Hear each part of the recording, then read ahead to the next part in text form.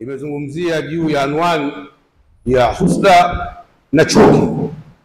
Bado husda na chuki zinaendelea juu ya suala hili la mwezi kuandama kuingia Ramadhani na kutoka. Wiki moja nyuma iliyopita tulishuhudia clips zikitembea katika mitandao ya kijamii, wanazungumzia juu ya kwamba suala hili halipo na ni uzushi tu, ni kikundi cha watu wachache. Kwa hiyo kama mtu angekuwa hana cha kuzungumza, ni bora ingenyamaza au aseme ukweli muhimu kwamba suala la kuandama kuingia kwa Ramadhani na kutoka lina mitazamo miwili. Asizungumze kwamba mtazamo mmoja ndio wenye nguvu zaidi, aseme tu kuwa lina mitazamo miwili. Kwa hivyo waachiwe watu wafuate wanavyotaka, lakini kuupinga mtazamo huu, basi hiyo ni chuki ya dhahiri kabisa na ni husda kabisa.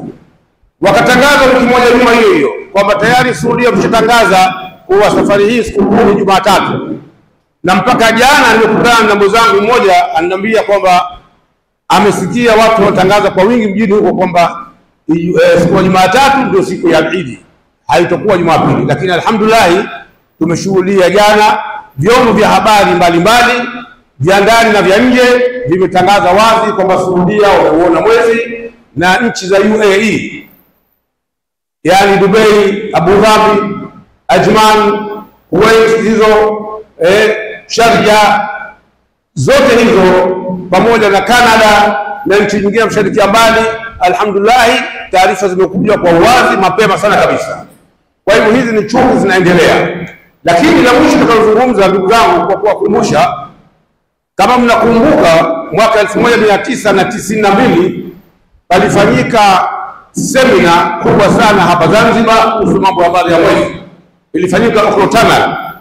Miongoni mwa waratibu kwa upande wetu huu nilikuwa ni mimi na wenzangu wako mpaka leo, na ilikuja hiyo baada ya mheshimiwa aliyokuwa katika utawala kipindi kile, Mheshimiwa Salmini alifuatwa na baadhi ya mashehe wa upande wanaopinga upande huu kumtia chuki na yeye na fitna kupeleka ili sisi tufungiwe tusipate fursa kama hizi za kusali.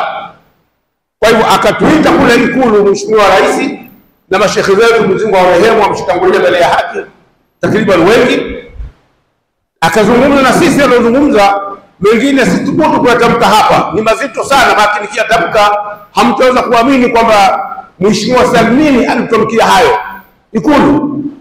Tukaondoka pale na hofu kubwa sana kabisa, lakini tukafanya mipango, tukampata bwana mmoja aliyekuwa ni mkuu wa mkoa na alikuwa ni karibu naye sana Mheshimiwa Salmini.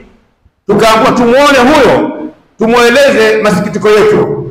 Tukatoka tukenda, mimi binafsi, marehemu Sheikh Hamis Yusuf na wengineo, mpaka kwa yule Mheshimiwa mkuu wa mkoa tukamuelezea. Akasema basi mimi nitakufanyeni appointment mmoja na rais, mueleze masikitiko yenu.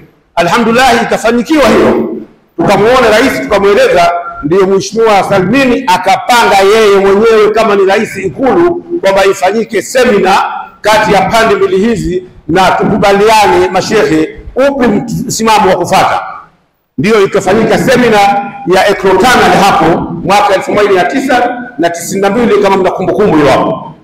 Semina hiyo kwa hakika ni kwamba kwa asilimia 85 kama 90 upande wetu sisi huu ndio uliotoa hoja zenye kukubalika na wenye kuwa na nguvu, na tulitegemea kwamba itatoka maazimio katika semina hiyo katika mtazamo huo. Lakini kwa sababu ya chuki walizonazo wenzetu hawa, walithubutu kutoa maazimio yasiyokuwa yale, lakini at least inaweza kuwa compromise.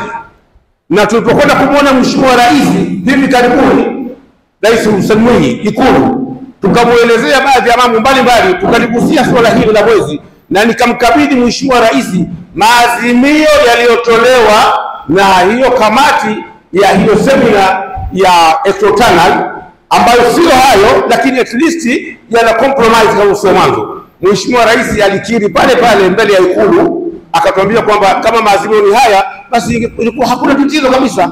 Na nikamwambia haya sio hasha maazimio, haya sio mheshimiwa, lakini at least ingekuwa ni haya, ingekuwa kuna tatizo kwamba kila mtu afuate upande wake, walitoa hivyo, na atakayefunga mwanzo asimbughudhi alikuwa hajafunga, atakayekuwa kachelewa asimbughudhi alikuwa shaingia, mambo kama hayo hapo. Tukazungumza mbele ya Mheshimiwa Rais karibuni tu hivi hapa Ikulu.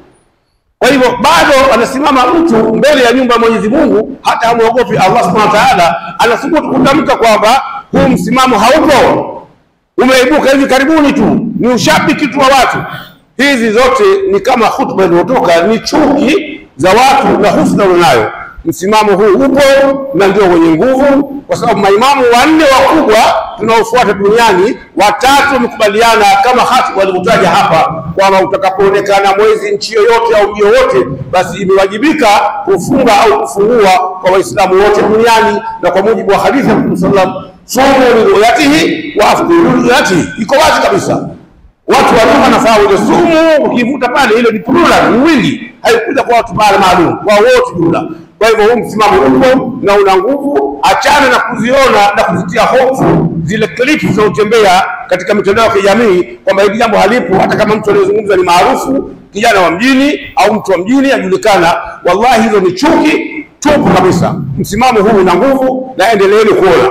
Zaidi ni kwamba alhamdulillah, nitoe taarifa kwamba katika zile Ijumaa zetu 4 za mwezi mtukufu Ramadhani tulikuwa tuna kupokea sadaka